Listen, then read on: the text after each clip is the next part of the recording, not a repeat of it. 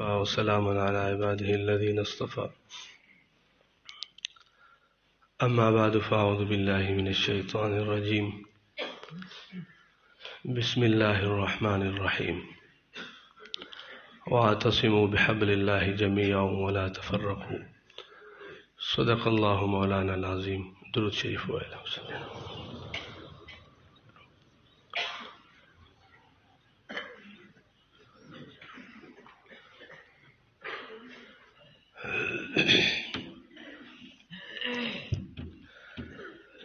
محترمو، پرون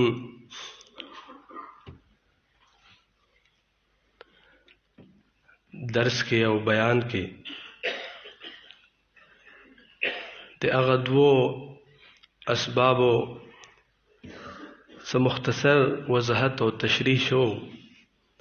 چې د هغې د وجې نه په امت کې انتشار او خلفشار دا پیدا کیږي.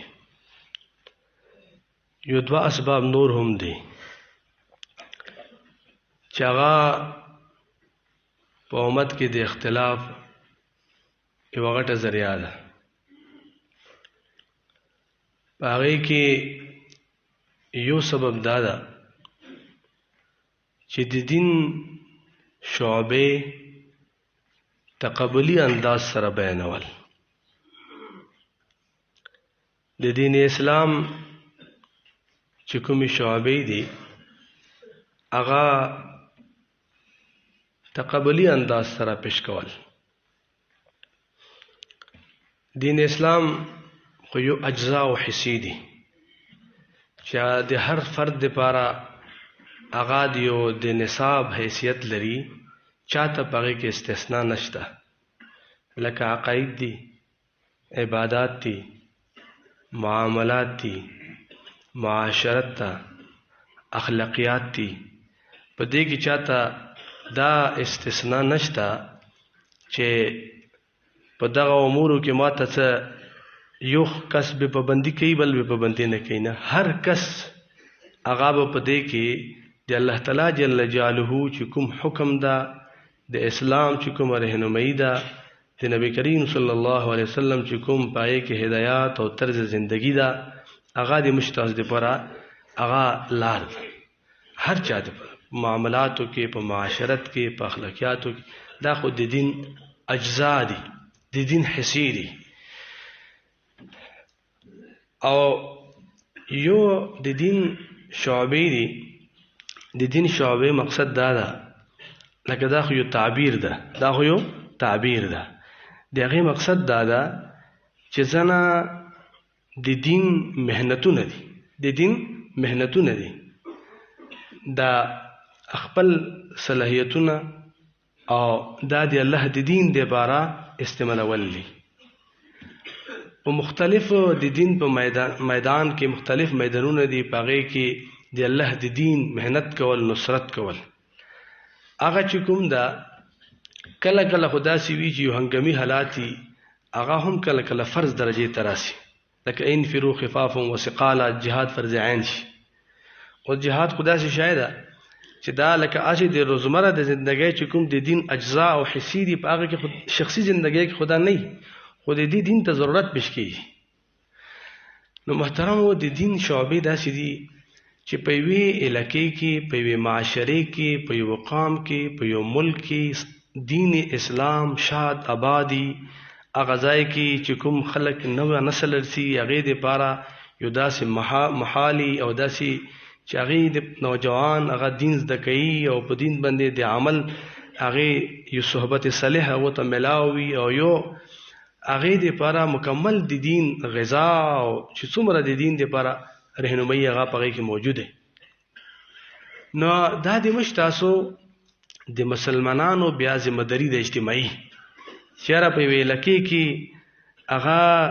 دین اسلام هغه ژوندی، د هغې روایات،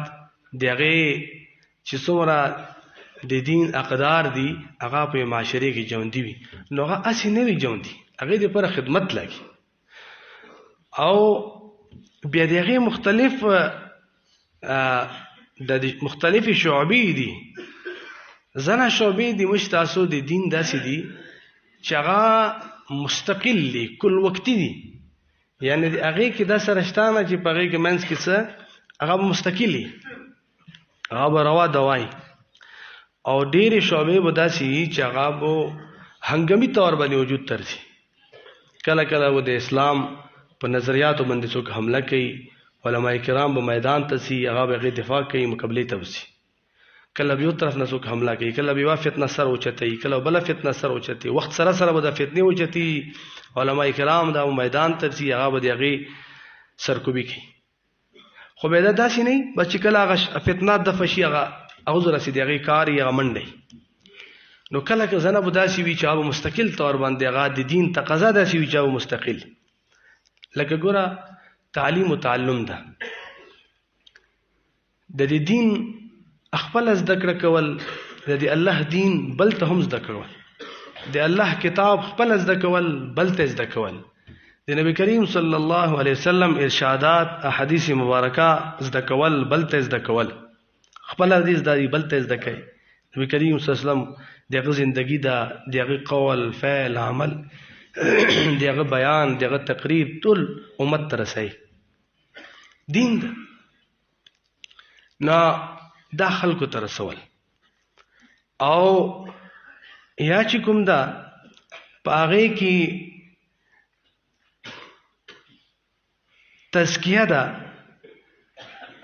د نبی کریم صلی الله علیه وسلم چې کوم د نبوت اهم فرایض دي،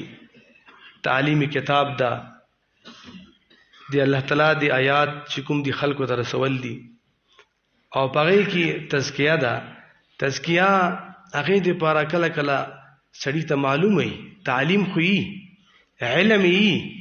خو د علم نه بعد یو شي باندې عمل کول دا دویمه مرحله ده. علم شته چې دروغ ګناه ده، علم شته چې سود حرام ده، د دې خبرې معلومات شته چې غیبت حرام ده، خو هغه قوت نشته چې د الله تعالی جل جلاله د نافرمانۍ نه انسان ځان بچي، او هغه قوت نشته چې الله تعالی جل جلاله چې کومه مطالبه ده چې دا وکړه خامخا فرضاً دا به لازمن کوي، فرض ده، د هغې همت نه کوي. نو هغې دپاره چې کوم ایماني قوت لاګي، هغې کې چې په زړه کې د الله کوم خشیت لاګي، هغه په خپله نه رسي. هغه داسې یو شی نه ده چې ته کتاب کې پړاو کې داسې کې به خشیت پیدا شي، داسې نه. د الله تعالی جل جلاله عظمت لویي، د هغه بړایي، د خپل د زړه باندې چې کوم د ګناه او د معصیت او دغه د جراثیمو پردې دي، دغه پردې دغه اپریشن او دغه ګند لرې کېدل دا په خپله نه کېږي. کلا بل ران علی قلوبهم، دا په خپله نه وي. نو دې تزکیه لګي. نو تزکیې سره به دا سړي ته چې کوم د زړه ګند دا پاک شي، تخلیه راشي، او چې کوم ښایسته صفتونه دي دا حاصل شي. دا یو مستقل محنت ده، دې سره د اهل الله سره ناسته لاګي، وکونو مع الصادقین، د دې ضرورت دي. او بیا چې کوم د مجاهدې، د خدمت، د ذکر اذکار، د عبادات یو خاص ماحول لګي، لکه څرنګه تاسو په غنیت رغلي. نو دا ځان ته محنت ده، د دې معاش دې هم ضرورت دي چې چا څه زده یي په هغې باندې عمل هم وشي. مخکې به دې دپاره څه داسې د مستقل د ادارې ضرورت نه و د صحابه کرام رضوان الله علیهم اجمعین، ځکه چې د هغو چې کوم مهال و هغه داسې مبارک، داسې نوراني او داسې یو په دین اسلام باندې 100% قائم مهال و چې نو مسلم بشو، نو مسلم بو یو کس دا نو راغلو مسلمان شو. هغه دپاره بس دومره خبره چې صحابه کرام رضوان الله علیهم اجمعین څه کوي ته هغسې کوه، داسې مدرسه وه چې څه دو کوي هغسې کوه. بس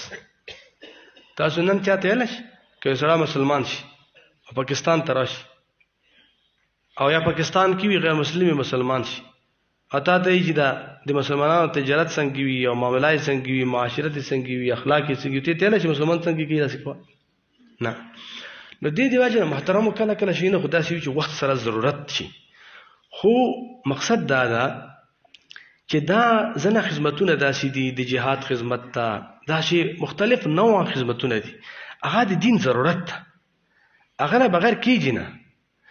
نو چې څومره مهنتونه دي کنه د دین اسلام د مش تاسو د دین شعبې دي دا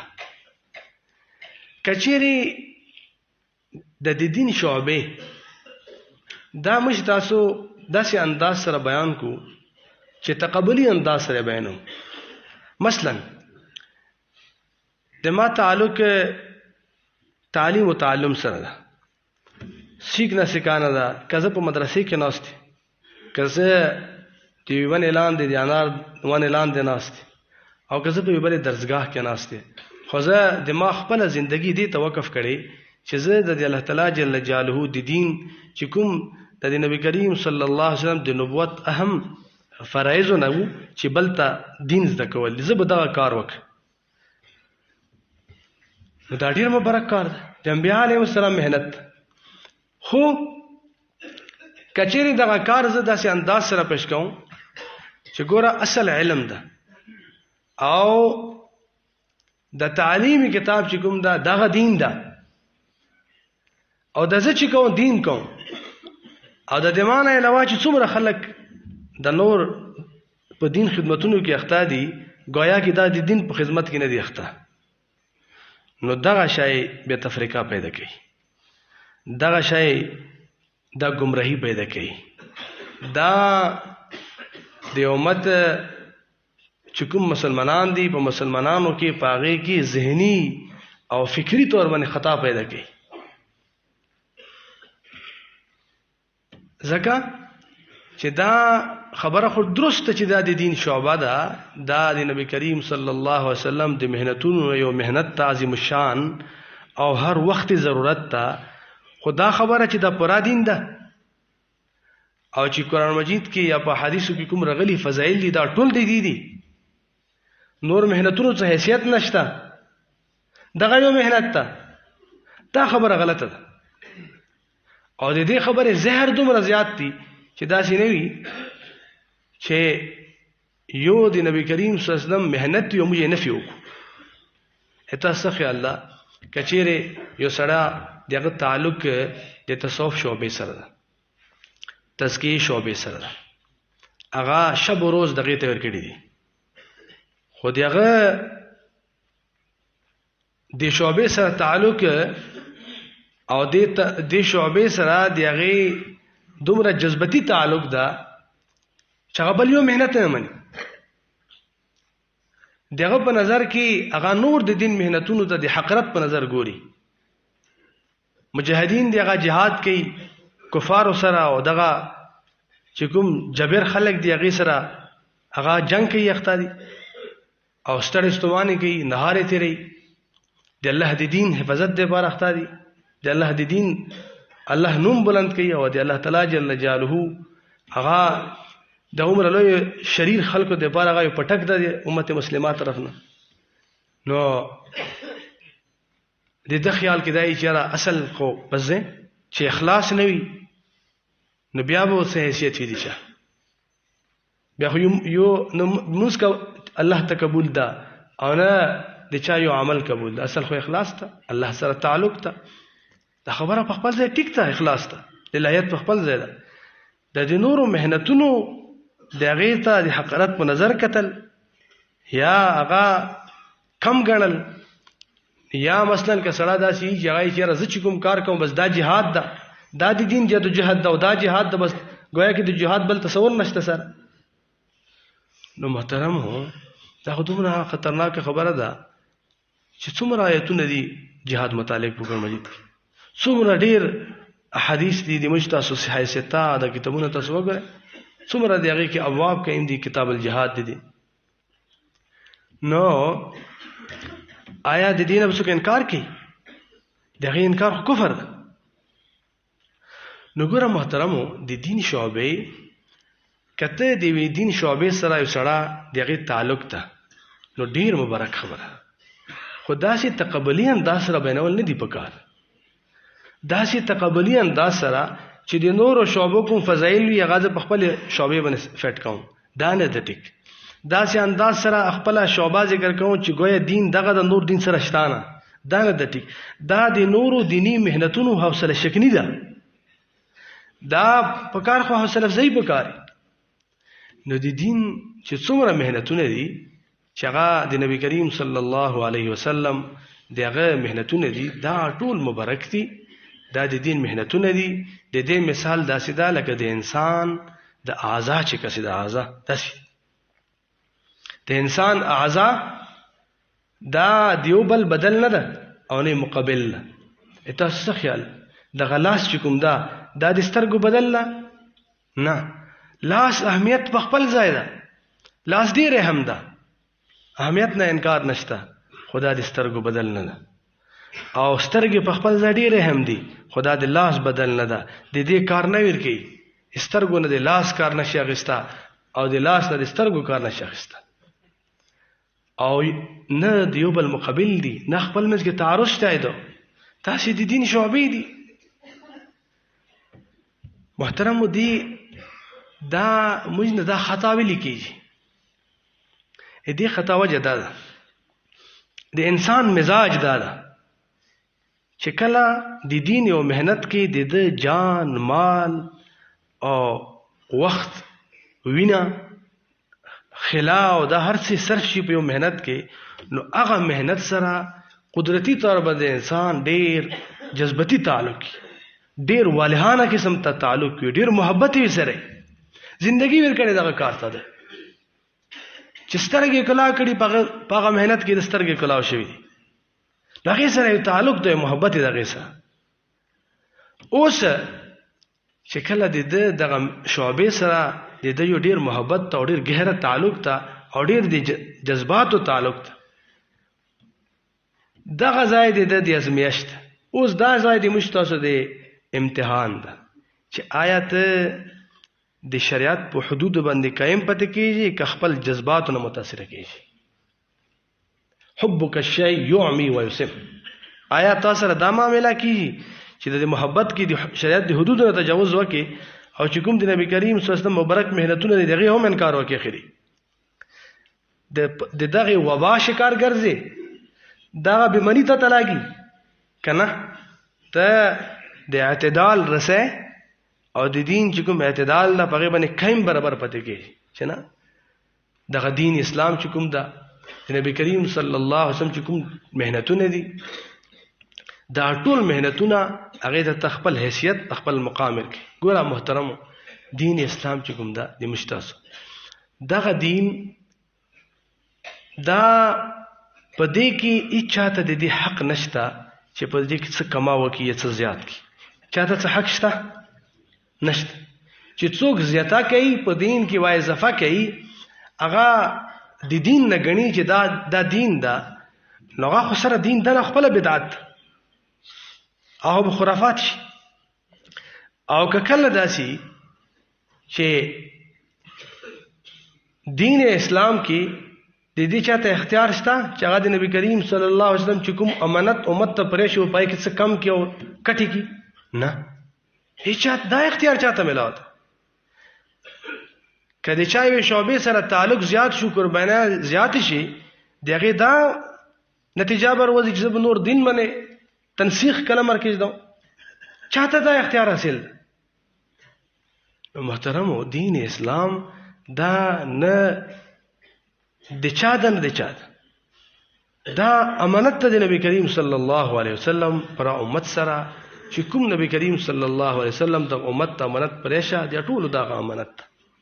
په دې کې چاته د کمای بشي ضرورت نشته. نو محترمو، دې وجه نه تاسو ګورئ د مشتاسو معاشره کې هغه خلک چې دین مهنتونو کې هغه خپل ژوندۍ ورکوي، اسی د عقل تقاضا خدا ده چې په دې سره نور هم محبتونه زیاتېدا د خلکو. وجه دا ده چې انما المؤمنون اخوه، مسلمانان خو خپل کې اسی ورونه دي یو او بیا ټول د نبی کریم صلی الله علیه وسلم مشتاسو امتیان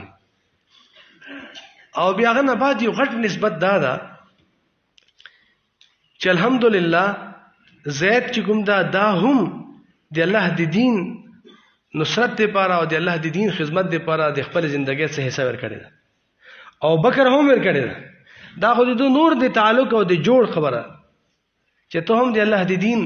په سربلندۍ کې او د الله تعالی جل جلاله د دین په مهنت کې او نصرت کې ته هم خپل څه وختونه صرف کوي او د بل هم صرف کوي دا خو د مزید د جوړ خبره ده خپل منځ کې د محبت خبره دې سره خو په کار ده چې نور محبت زیات شي نه دا چې په دې عنوان باندې خلک خپل منځ کې وبل لري شي محترمو چې د لری کیږي دا یا د جهالت دی واجنه یا د نفسانیت دی واجنه جهالت دا چې هغه خامخا ځان کې دا چې زه د خپل کومې شعبې کې مهنت کوم د نورو شعبو چې نفي ونه کړ او د ټولو شعبو خلک دوست رانه شي نو د نور خلک څه کوي د نور مهنتونه ونه کوي کچېرې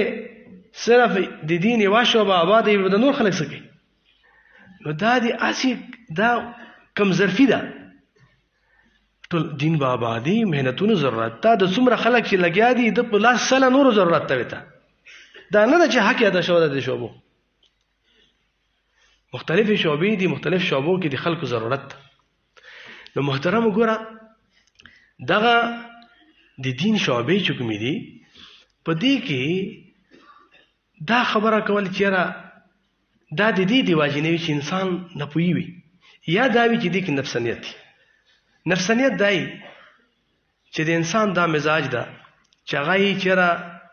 ما سره چې د کوم شي نسبت او تعلق دا کنه دا زه خپل دومره لوی سړی او زه دومره د ما اعلی اولا انتخاب ده چې د ما نه بهتر انتخاب د چا کې دا نشي د ما نه د چا انتخاب بهتر کې دا نشي نو ظاهره خبره ده هغه تسلی په دې نه کې څه پر د نورو شعبو د نور مهنتونو نه انکار ونه کوي حادثهونه کې انکار ونه کوي نو محترمو دغه ځای دغه پیغام د خپل ځان سره وړل پکار دي چې د دین څومره شعبې دي دا کله موږ تکبلي انداز سره بیان نکو چې د دې بیان دی وجه نه نورو شعبو باندې فرق راشي دغه اهمیت ختم شي هغه باندې نفي راشي یا په یوه شعبې کې د پر دین موږ منحصر کو چې دین دغه ده دا سر نه ونشي دا سر نه ونشي د دین یوه شعبه هم تقابلي انداز سره نه بیانول د دین ټول شعبې دا داسې دي لکه د انسان اعضا او یو شعبه د بل شعبې نه بدل د نه مقابل نه بدل د نه مقابل نه دا تاسو وګورئ د چې څومره به د اختلاف ته د خپل منځ کې لريواله ده دغه اسباب دی چې تقابلي انداز دی واجب به خپل منځ کې لريواله پیدا شي څلورم او اخیری چې کوم وجه ده او سبب ده د اختلاف چې په امت کې دغه نه ډیر بیا شر پیلاو شي او موجوده ټایم کې هم ډیر پیلاو په دې کې هغه دا ده چې د تحقیق پردې کې تنقیس او خودرئی تحقیق پردے کی تنقیس اور خودرئی ګوره علماء کرام به تحقیقات کوي دا د علماء کرام میدان ده دا بده کې شب و روز تیری خو کچېری زه یو عالم او خپل رائے ته دومره ما ته خپل رائے ګرانه ده دومره مې په خپل ځان اعتماد ده دومره په خپل سوچ اعتماد ده دومره په خپل تشریح او په خپل چې کوم وضاحت ته په غیبه اعتماد ده چې د ما د رائے څخه خلاف کوي دا سي ته لاګي لکه د قران او د حدیث څخه خلاف کوي دا خو خپل ځان ته گویا کې یل خو نه دي ثابتول خو نه دي خو عملاً معاملې داسې ده لکه سره خپل ځان قران او د حدیث درجه ته رسي چې دا درجه د ما د خبرو هم ده ځکه چې دومره رسي جمع سړای نو محترمو دې دیواجه نه به سړا د نورو رائے دغه احترام خو خود پرېږدوا دغه سپکوا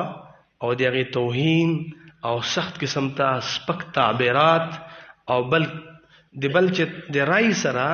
د اولا او د غیر اولا اختلاف وي اولا غیر اولا اختلاف وي خو دغه دیواجه نه بو بغض غدوت دومره زیات شوی چې کافر سره به سلام ټیک کافر سره کېدای شي ملاو شو په شي طریقې سره ملاو شو خو د خپل د رای دی مقابل کس چې کوم د غیر مې کافر نه هم بدلږي. دا کوم قسم د افراط تفرید ده؟ دا کوم قسم ته د اسلام مزاج د خپل مزاج ده؟ بس چې د ما چا سره خوښه یې هغې سره د تعلقاتو کې د اسلام سره ضابطه او رهنمایي ده او که موږ خپل طرف نه متعین کړو دا شي نه. نو تحقیق وایي اوس تاسو ګورئ محترمو د علماء کرامو ته پاته ده، طلباو ته پاته د رفایدین چې کومه مسله ده د اختلاف د مجد اولا او د غیر اولا اختلاف مسله دومره درجه خو دا د حلال او د حرام نه د خپل منځ کې خو هغې باوجود دې ته دومره قسم ته هوا ورکول، دومره منبر او محراب استعمالول د دې دپاره، دومره دا شی عوامي حلقو ته رړل، دومره دا شی عوامي جلسو ته رړل او دومره دا د امت واهم ایشو ګرځول. هغې د وجې نه په دا مسلمان خپل منځ کې دومره نفرت شي چې که یو سړی رفایدین کوي نو هغه په دغه یو عمل باندې هغه ته داسې لاګي چې ګویا دا د اسلام نه خارج کس روان. دا څه شی د انتها پسندي دی حد ته رسېدل په خبرې کې. نو محترمو دا خو دی اولا غیر اولا اختلاف، دی اولا غیر اولا اختلاف بنیاد باندې دومره د حد نه تجاوز کول چې صریح محرمات موږ نه ارتکاب وشي، دروغ، غیبت، پروپیګنډا، بل تعزیت، یو بدزبانی، بدګمنی، دا ټول هغه حرام دي چې صرف د موږ تاسو په شریعت کې حرام نه دي. دا هغه حرام دي چې د آدم علیه السلام، نوح علیه السلام نه واخله تر نبی کریم صلی الله علیه وسلم په یوه شریعت کې هم دا حلال دی او مقابله مو شروع کړې ده د اولا او د غیر اولا. جیت خو د دې کوو او نقصان د دین څه کوو او د خپل مسلمانانو ورونو څه کوو او د خپل حلقې څه کوو چې هغه صریح محرماتو کې مبتلا دي. نو محترمو دا د حد نه تجاوز ده، دا د اسلام دا تعلیم نه ده.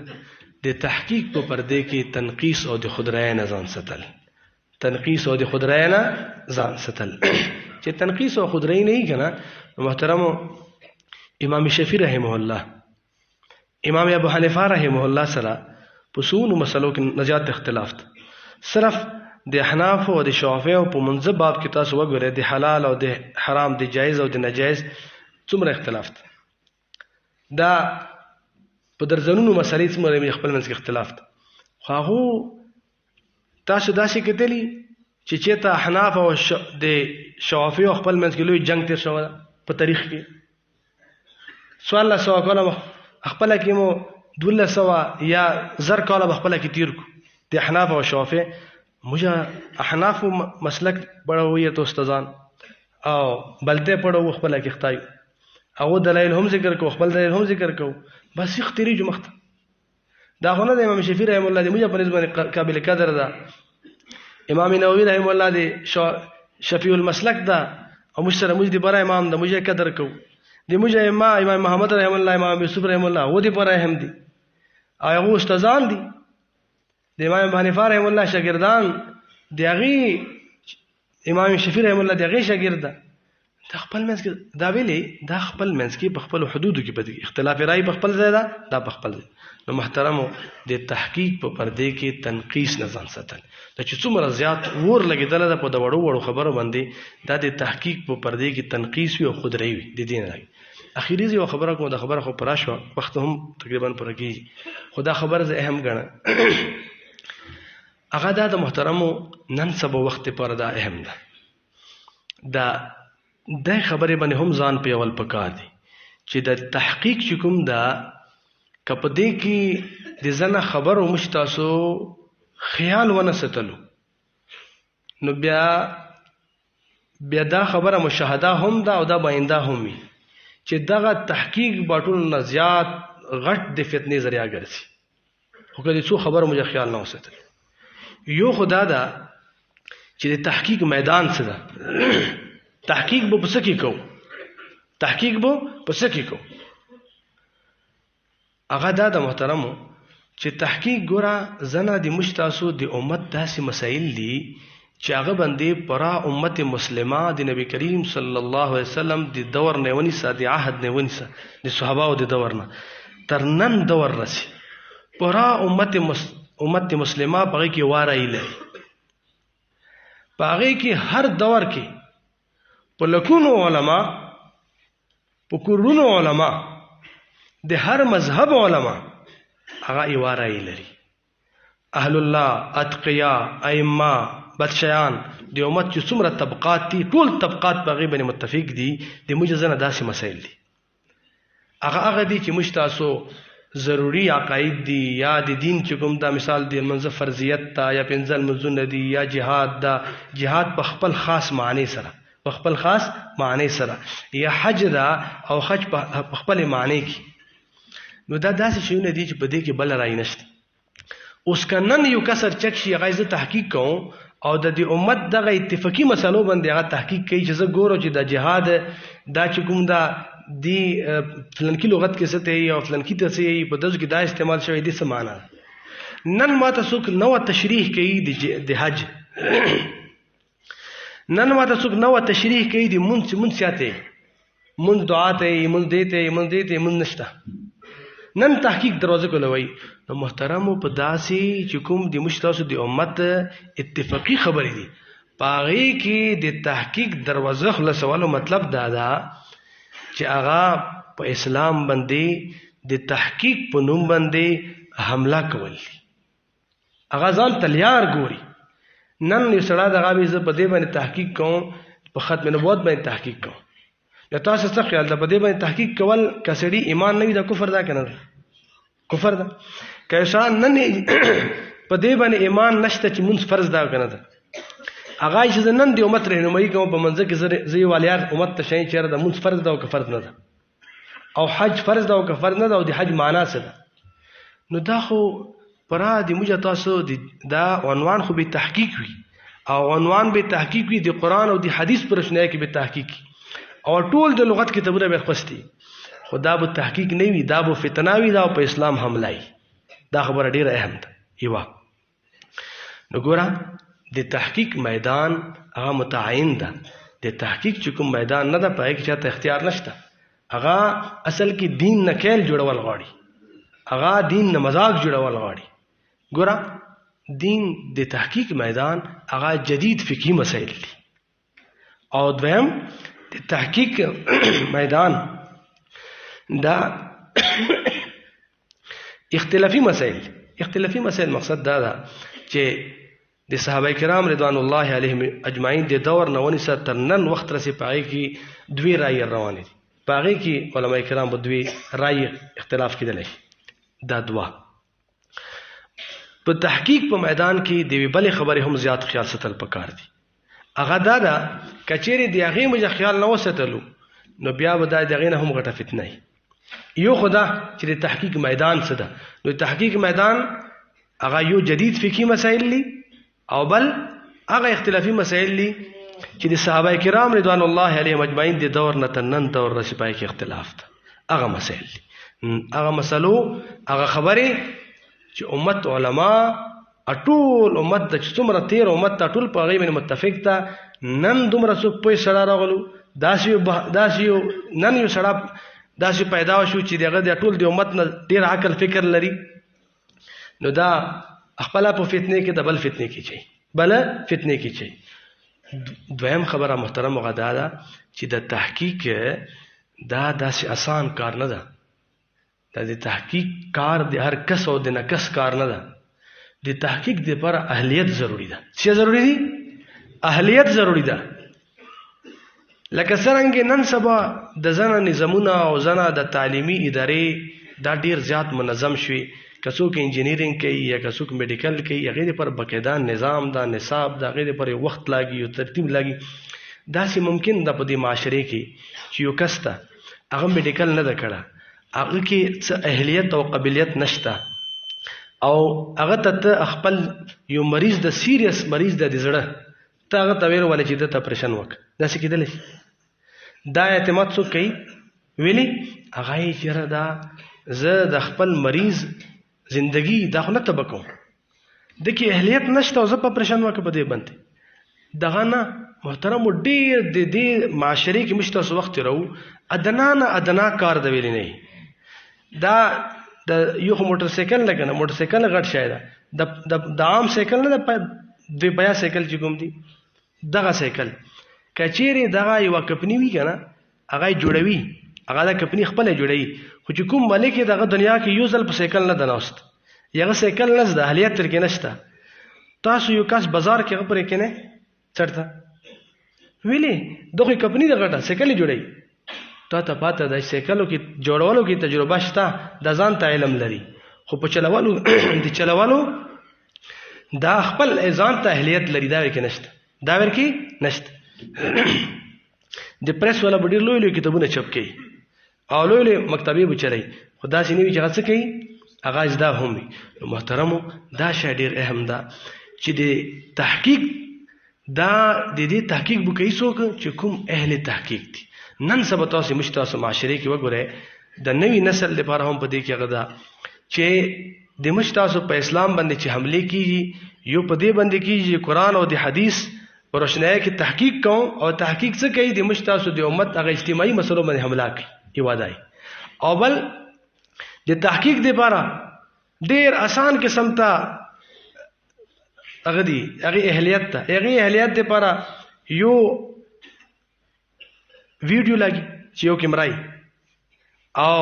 یو دغه لپاره میسته پی پرتای او یو چې کوم دا په دې باندې بخاری شریف او څوک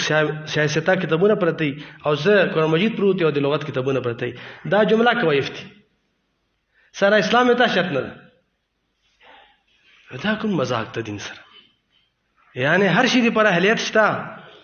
په دنیا کې یو شوبه ده سره د چغه هغه لپاره موږ څوک دا ټول دنیا دی اهلیت کین نه یو دین اسلام داسې د چغه یغه هیڅوک یغه د چا میراث نه ده هغه لا وارث ده هر سړی په کې پرشن کوي هر سړی وایي چې خپل رائے به اظهار کوي نو محترم هیڅ چاته عزت نشته تحقیق به اهل تحقیق کوي د دین مسله ده دومره اهم مسله ده د فراد امت مسلمات د رهنمایي خبره ده او هغه کې بهر کس نه کس خپل رائے اظهار کوي نه دی چاته نشته محترمو د تحقیق په باب کې کله دې خبره خیال نه وستی چې تحقیق به څوک کوي او د تحقیق میدان به څه کوي نو دغه تحقیق په عنوان بټول نه غټه فتنه او نن سبا تاسو معاشري کې وخت څومره فتنې دي نه پیلاوي الله تعالی دې حفاظت وکړي